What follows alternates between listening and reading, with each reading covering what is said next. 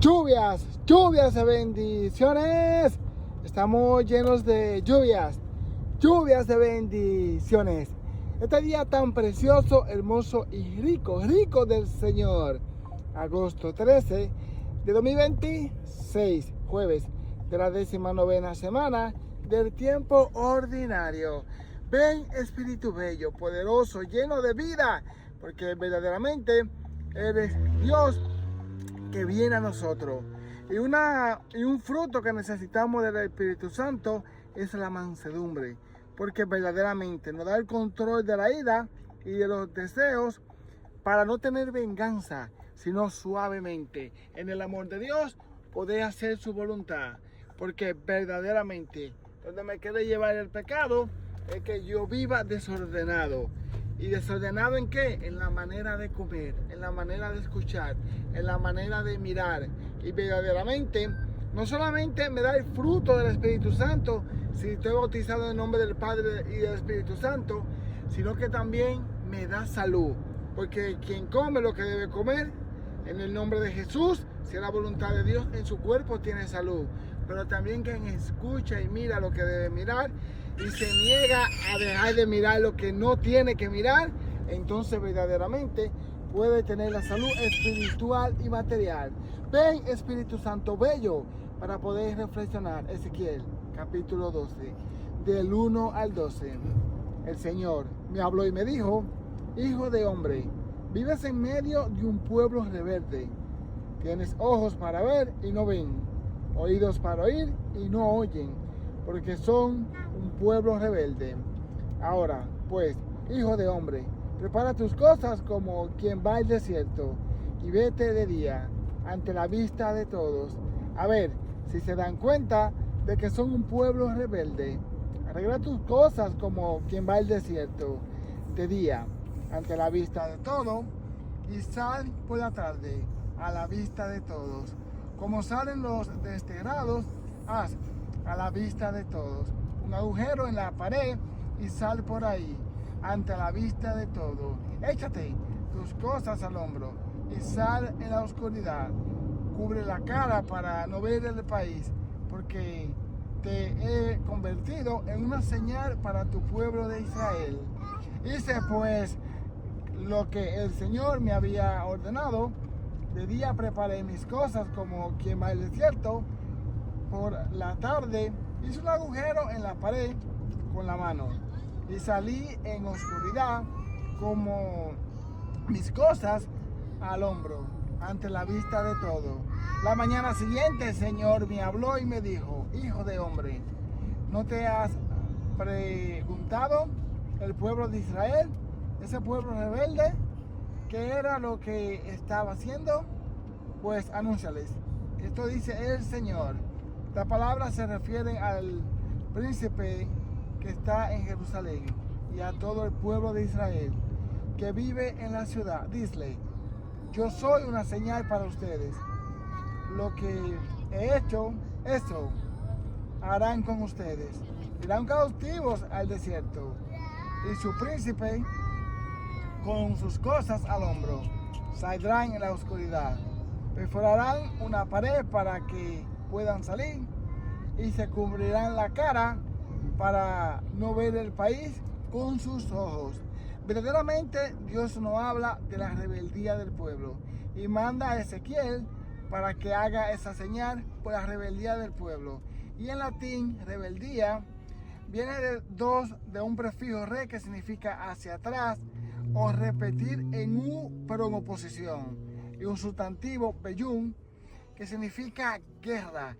Entonces, literalmente, cuando yo estoy en rebeldía con el Señor, significa que yo vuelvo a hacerle la guerra a Dios, que yo me resisto de nuevo para querer como vencer a Dios, porque a quien yo le hago la guerra, ¿qué es lo que yo quiero hacer? Vencerle. Entonces, cuando yo estoy en rebeldía, es cuando yo quiero, con mi manera de vivir, con mi manera de hablar, con mi manera de pensar, con mi manera de caminar, con mi manera de ser, vencer a Dios. Porque verdaderamente yo camino con Dios de la manera que hablo, de la manera que actúo, de la manera que yo vivo, De esa manera yo camino con Dios. No hay otra manera de caminar con Él. De la manera que verdaderamente yo le tengo honra a Él o lo rechazo. Y cuando estoy en rebeldía, verdaderamente lo que estoy diciendo es, yo voy en guerra contra ti. Por eso dice Jesucristo, el que no está conmigo está en contra mía. Y el que no recoge conmigo desparrama. El Señor no lo dice literal para que lo entendamos y se lo dice a ellos antes de ir al destierro. Y como no escucharon, se fueron al destierro. Por eso, escuchemos ahora y vayamos delante de Dios. Pidámosle perdón por nuestros pecados y pidámosle a Él que nos ayude para vivir conforme a su voluntad. Que así sea. Dios nos bendice por medio de Mateo capítulo 18, versículo 21 hasta el capítulo 19, versículo 1. Pedro se acercó a Jesús y le preguntó, si mi hermano me ofende, ¿cuántas veces tengo que perdonarlo? ¿Hasta 7 veces? Jesús le contestó, no solo hasta 7, sino hasta 70 veces 7. Entonces Jesús les dijo, el reino de los cielos es semejante a un rey que quiso ajustar cuentas con sus servidores. El primero que se le presentó le debía muchos millones. Cuando no tenía con qué pagar, el Señor mandó que lo vendieran a él, a su mujer, a sus hijos y todas sus posesiones para saldar la deuda. El servidor, arrojándose a sus pies, le suplicaba diciendo, ten paciencia conmigo y te lo pagaré todo. El rey tuvo lástima y aquel servidor lo soltó y hasta le perdonó la deuda. Pero apenas había salido aquel servidor, se encontró con uno de sus compañeros que le había pagado, que le debía poco dinero. Entonces lo arrojó por el cuello y casi lo estrangula, mientras le decía, págame lo que me debes. El compañero se le arrodilló y le rogaba, ten paciencia conmigo, te lo pagaré todo.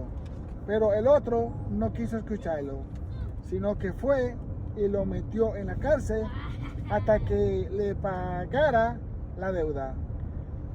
Al ver lo ocurrido, sus compañeros se llenaron de indignación y fueron a contarle al rey lo sucedido. Entonces el Señor lo llamó y le dijo, siervo malvado, te perdoné toda aquella deuda porque me suplicaste. ¿No debías tú también haber tenido compasión de tu compañero como yo tuve compasión de ti? Y el Señor, encolerizado, lo entregó a los verdugos para que no lo soltaran hasta que pagara lo que debía. Pues lo mismo hará mi Padre Celestial con ustedes si cada cual no perdona de corazón a su hermano. Cuando Jesús terminó de hablar, salió a Galilea y fue a la región de Judea y se quedó al otro lado del Jordán. Palabra del Señor. Gloria a ti, Señor Jesús. Ven, Espíritu Santo, lleno de vida, para en el nombre de Jesús yo llenarme del amor de Dios de tal manera que le digo que sí a Dios, que significa que quiero ser su verdadero servidor, para que no me diga como le dijo a este servidor, servidor malvado. Ven, Espíritu Santo, para vivir en tu amor. Dios nos habla a nuestro corazón y Dios quiere que nos levantemos. Por eso buscamos qué significa la palabra perdón. En latín tiene un prefijo per que significa por completo, total, hasta el final. Y donare, ese verbo donare que significa regalar, y donar o dar. O sea, perdonar significa en latín dar todo, los regalos, dar todo por donación. O también se puede decir hasta el final, regalarlo todo.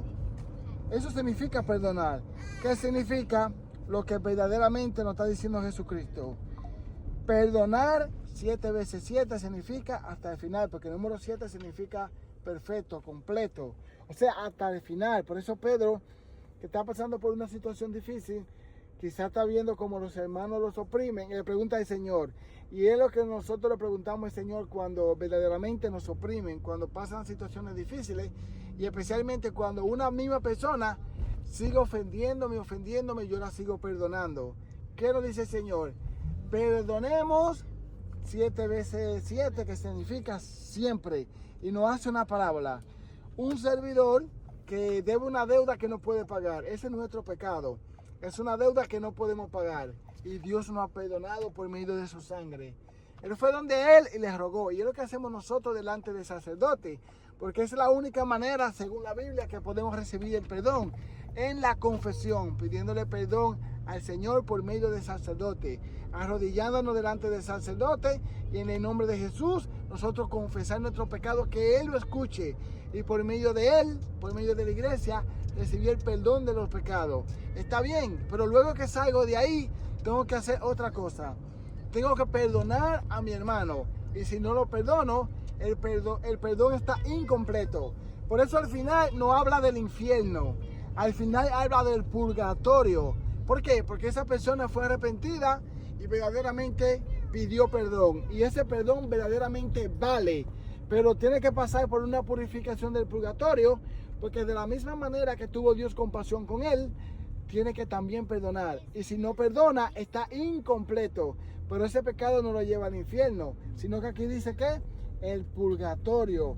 Porque verdaderamente le dice el Señor, encolerizado, lo entregó a los verdugos para que lo agarrasen hasta que pagara lo debido. Y dice la palabra, pues hará mi Padre Celestial con ustedes, lo mismo hará mi Padre Celestial con ustedes, si no perdonan a su hermano de corazón. Está hablando de una cárcel por la cual luego va a salir, el cual le llamamos nosotros una purificación del purgatorio después de la muerte. Una misericordia de Dios para aquellos que están viviendo en el Señor y por temas difíciles que pasan en su vida, entonces pueden encontrar misericordia de Dios después de la muerte, porque no es un pecado que lo lleva a la muerte, pero cualquier pecado que te lleva a la muerte claramente está hablando del infierno según la palabra de Dios. Entonces verdaderamente abramos nuestro corazón al Señor, pero tampoco significa que si una gente me está maltratando, si verdaderamente estoy viviendo de una manera difícil con una mujer o con un hombre que me está dando golpes, perdonar no significa aguantar todo eso, sino que una cosa es perdonar y otra cosa es reconciliarse. Puede ser que ahora yo pueda perdonar, pero no me pueda reconciliar. Y eso es algo demasiado diferente. Que Dios nos ayude para vivir con Él, para caminar con Él, para perdonar de corazón. Lluvias de bendiciones.